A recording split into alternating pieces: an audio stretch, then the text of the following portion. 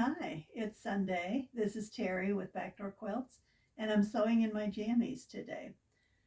This is all our contact information, and I will also post it in the comments. And today is definitely a day for coffee because we had buses come to the shop yesterday, and we were there a long time, and we had a great time with all the people that came from Illinois and Southern Indiana, and it was so much fun. Hi, guys. So today is Tool Time Part 1. And what I wanted to do is show you the tools that I like the most. Here is my favorite mat. And this is a Quilter Select mat. The back of it looks just like the front, but it's dark gray. So like if you were using a lighter fabric, you might like it.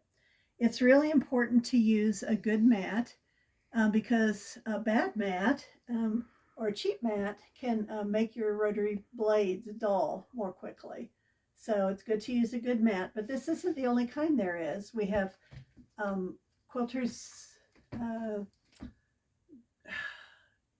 the grid ones, I forget what, that have a back that turns into a stripology mat. And then we have little cutie ones. We've got this one from Lori Holt. I have this one. We have mats like this in the shop, I think. So the little mats are kind of handy, and I'm going to show you that in a minute. I want to let you know that you should watch this movie to the very end because there's a chance to get a free pattern at the very end, and then you'll know what to do.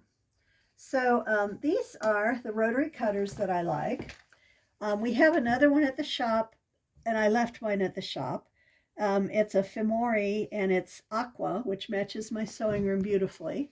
And it has ball bearings in it. So I like that one a lot, and mine is at the shop. I like this Quilter Select one. It is super heavy, but I like that because I feel like it does some of the work of cutting for me.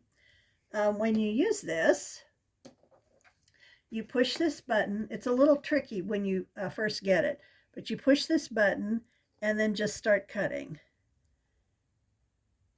And you can do it right or left-handed.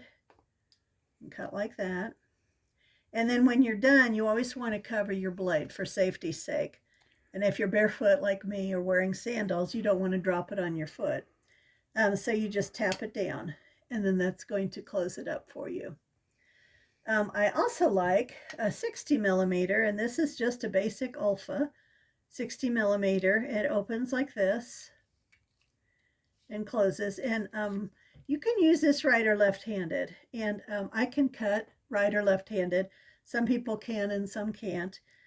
There's no real advantage, and sometimes that means that you can cut yourself right or left-handed, so you want to be super careful. And then you always want to close it when you're done.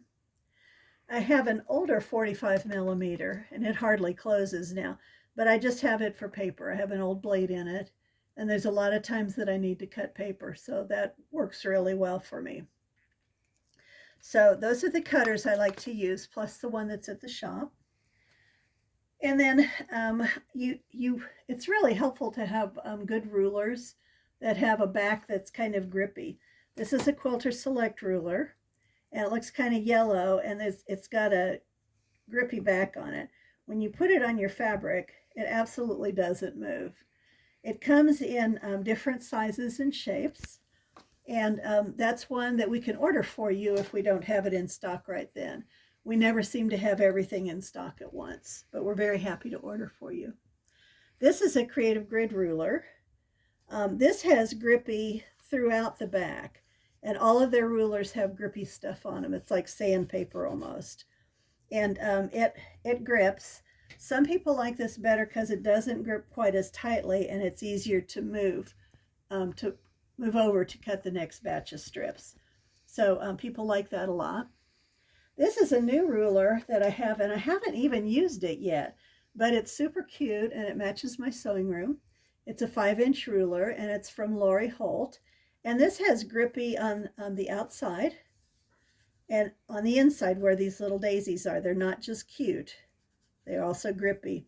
And I got this one because I had decided January 1st that I was going to make a point of doing more leader and ender kind of things. So I'm cutting all my scraps as I use them into 2.5-inch strips, 2.5-inch squares, or 5-inch squares.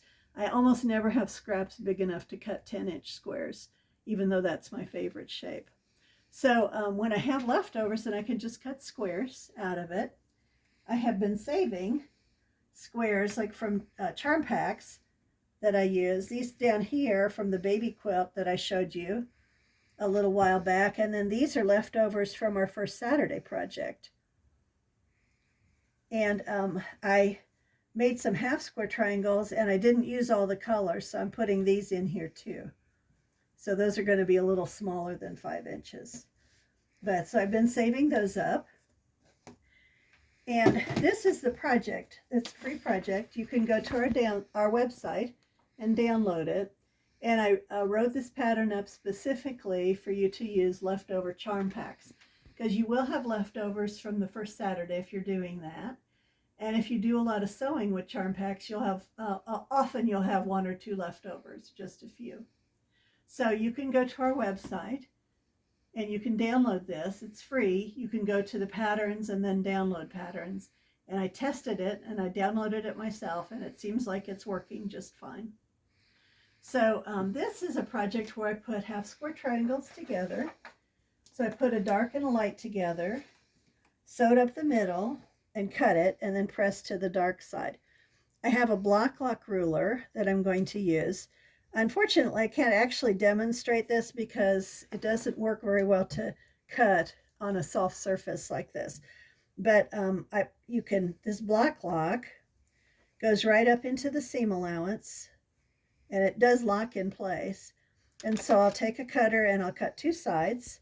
And then since I have it on this little mat, I can cut the other 2 sides real easily if I'm careful when I turn it around. So sometimes having a little mat is great. It's not very useful for cutting big strips or big pieces, but it's really good for trimming like this. So I hope you get to sew today, and maybe I'll have a little more of my project done next week to show you when I do Tool Time Part 2. See you later. Bye-bye.